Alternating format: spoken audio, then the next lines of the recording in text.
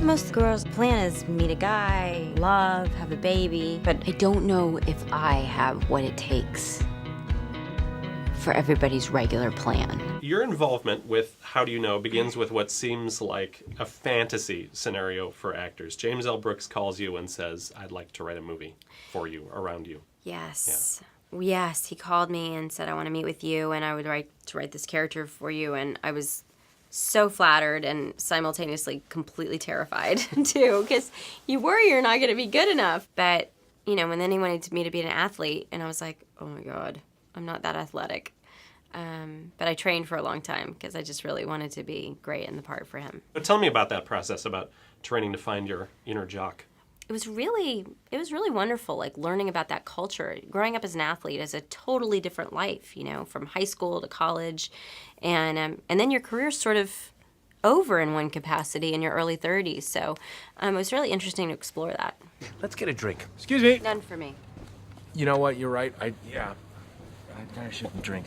Don't let me stop you. No. Believe me, drinking too much 2 nights in a row could be a real mistake.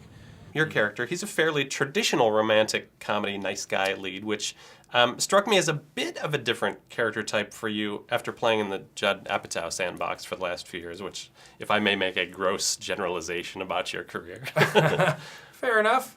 There was something different about this character than some of the other ones. There was maybe less of a cynical viewpoint in this than in some other ones. And there was something a bit more old-fashioned and staid about this character. Equally fun to play because he felt like, when I was reading it, like a real character. And also one that starts off with just everything falling apart, which is such a great foundation and thing to kind of play off of. There you go. It's not a ring. Well, you don't have to look so relieved about it. Your professional relationship with James L. Brooks started way back with Bottle Rocket. Yeah. I remember it being a very exciting experience when we found out that Jim was interested in doing the movie. We sent him, we had the feature-length script and we had a short that we had done.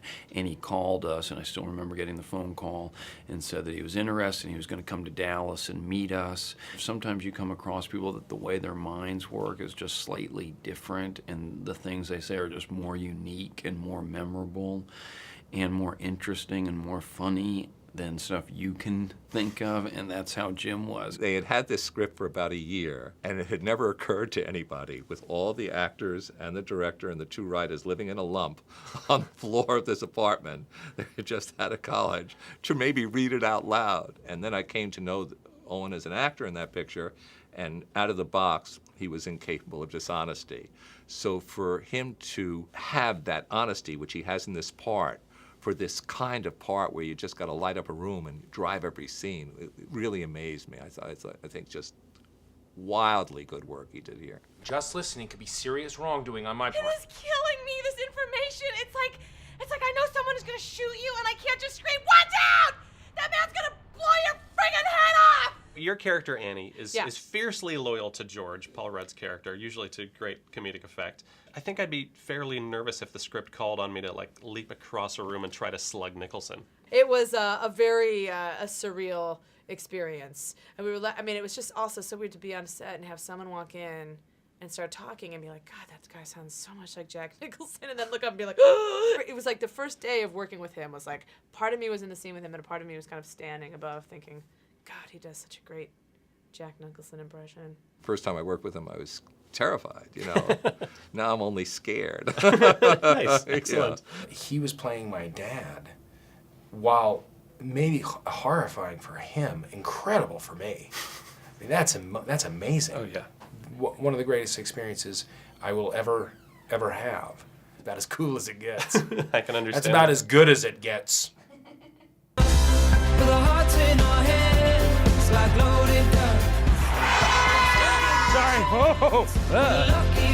I wrote something out that I want to say to you. I went nuts when you left. I broke a lamp. Okay, read me the thing. That was the thing.